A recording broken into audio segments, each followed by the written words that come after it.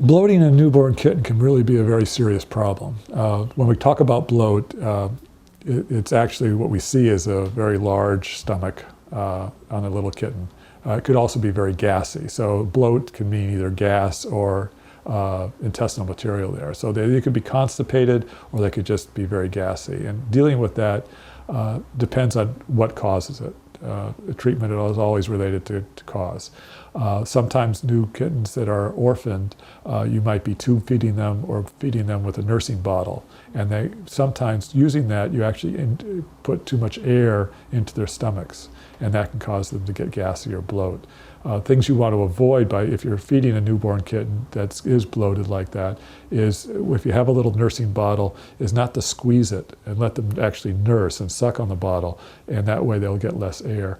Also, if you're tube feeding, and not too many people, tube feeding is just another form of doing it. If you don't know how to do it, don't just go off and get a tube and think you're going to feed a cat.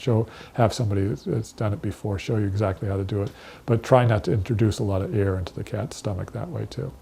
But bloat can also be caused by intestinal problems, or they could have worms, or it can be constipated. Newborn kittens need to be, not just necessarily newborns, but kittens up to the first couple of weeks of age. The mother cat is cleaning them, their anal area, and so they stimulate them to defecate and urinate.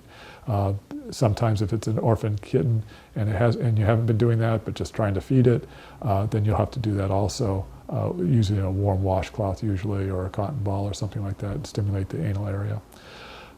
All that might help relieve the bloat, but unless you can kind of identify what's really causing it, then trying to help it out is a hard battle. So you need to work on cause, then treatment.